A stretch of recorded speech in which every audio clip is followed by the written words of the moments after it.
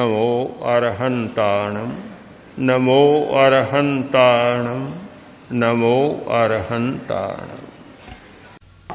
ज्योतिपुंज गुरुदेव, ज्योति की साधना करने वाले साधक का एक युवक मेरे सामने खड़ा था। मैंने पूछा, तुम कौन हो? उत्तर मिला, अध्यात्म का विद्यार्थी हूं।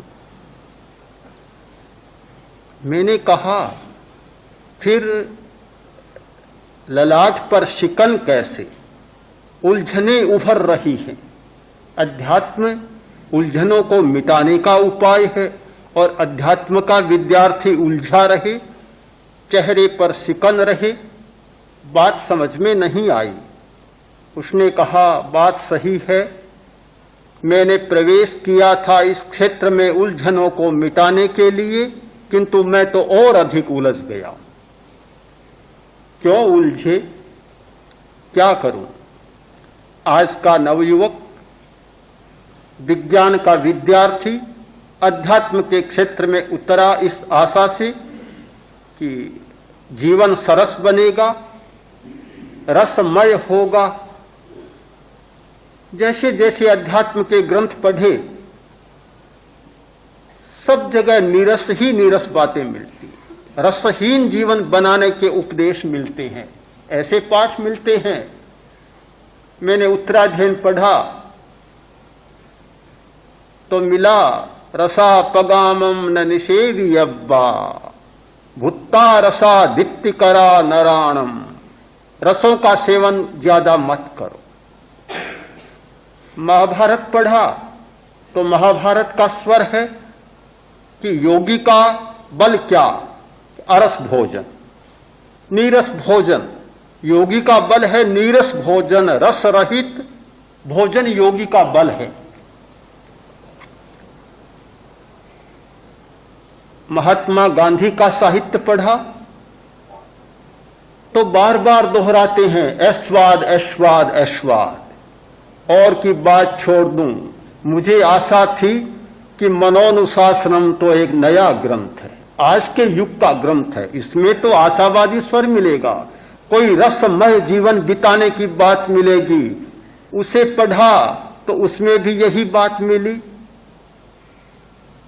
कि इंद्रियों के रस को कम करो, इंद्रिय की शुद्धि करो, आहार की शुद्धि करो और फिर इंद्रिय की शुद्धि करो।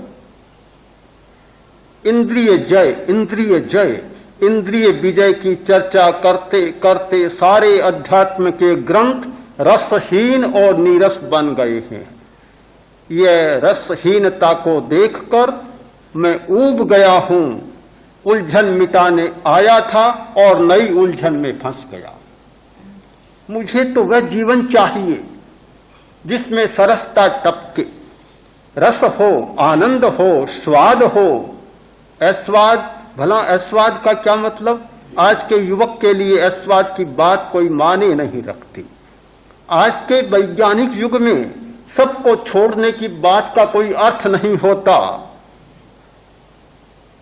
मत देखो, मत सुनो, मत खाओ, मत पियो, मत बोलो, मत छुओ, सुगंध भी मत लो, सब मत करो, मत करो। इस निषेध और निषेध ने सारे जीवन का रस चूस लिया, निचोड़ दिया। जैसे सूखा यह पूला और ईख का छिलका हो, ऐसा जीवन बना दिया गया इन अध्यात्म के आचार्यों। मुझे बड़ी निराशा होती है। और फिर आप पूछते हैं कि चेहरे पर शिकन क्यों, उलझन की रेखा क्यों उभर रही है? क्यों न उभरेगी?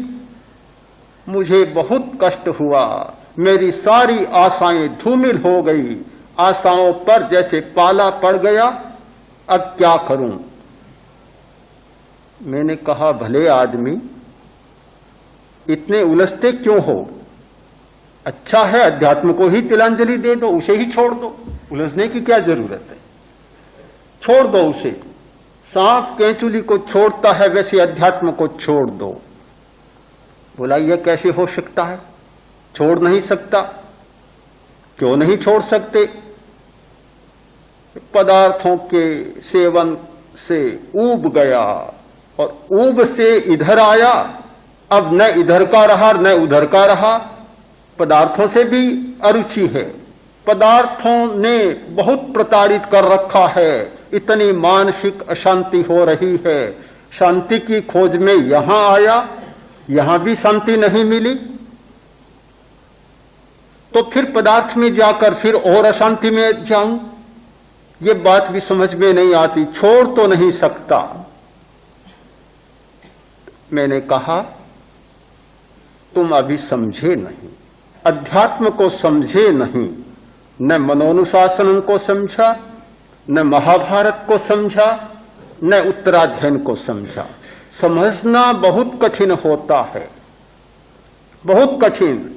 और जब तक अनुभव नहीं होता, परंपरा नहीं होती, बात समझ में नहीं आती। आज ही एक भाई कह रहा था जो अभी शिविर में साधना कर रहा है, 2 वर्ष हो गए ध्यान का अभ्यास कर रहा हूं, पल्ले नहीं पड़ा और यहां 2 दिन में आगे बढ़ गया। अपने आप बात समझ में नहीं आती, चाबी जब तक न मिले ताला खुलता नहीं है। मैंने आयुर्वेद का एक ग्रंथ पढ़ा, ठंडे पानी को ठंडा करने की कुछ विधियां बतलाई गई। उनमें एक शब्द है वस्त्रोद्धरण। वस्त्रोद्धरण के द्वारा पानी को ठंडा किया जा सकता है। अनुवादक ने अनुवाद किया है कि वस्त्र से पानी को छानने से पानी ठंडा हो जाता है। मैंने पढ़ा तो बड़ा आश्चर्य हुआ कि कितना गलत अनुवाद।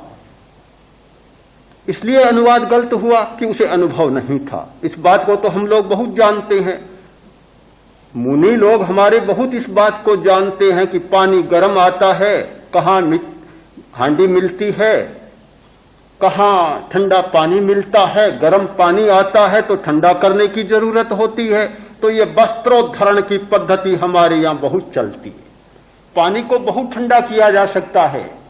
जैसा मिट्टी की नई हांडी में पानी ठंडा नहीं होता, वैसा वस्त्र के द्वारा हो सकता है।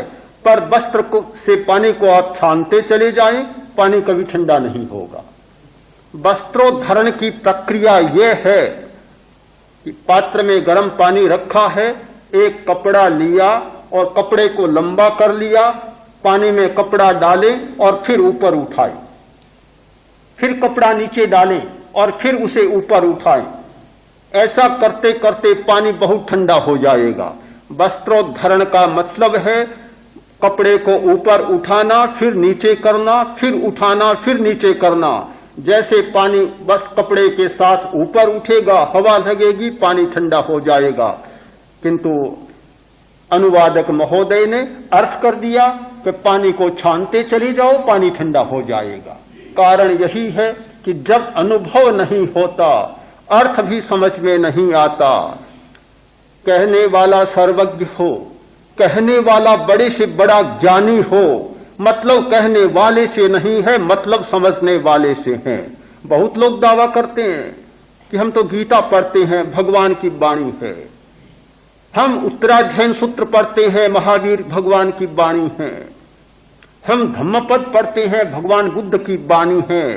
कहने वाले भगवान कृष्ण हो, भगवान महावीर हो, भगवान बुद्ध हो, कोई भी हो, कितने ही बड़े ज्ञानी हो, कहने वालों से हमें मतलब नहीं, हमें समझने वालों से मतलब है कि हम क्या समझ रहे, और समझाने वालों से मतलब है कि क्या समझाया जा रहा है। मतलब उनसे है।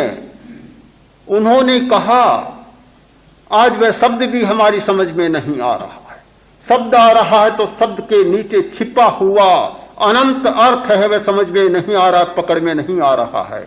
न जाने कितने गलत अर्थ किए जा रहे हैं। अध्यात्म के भी न जाने कितने गलत अर्थ किए गए हैं, और गलत अर्थों के आधार पर न जाने कितने गलत प्रयोग चले हैं। मैं नहीं सोचता कि अध्यात्म जीवन को नीरस बनाता है। यदि जीवन को अनंत और असीम रसमय बनाने की कोई प्रक्रिया है तो वह अध्यात्म। अध्यात्म के सिवाय दूसरी कोई प्रक्रिया नहीं जो अनंत रसमय बना दे। पदार्थ के सारे रस एक समय के लिए रस होते हैं और थोड़े समय के बाद रसहीन बन जाते हैं।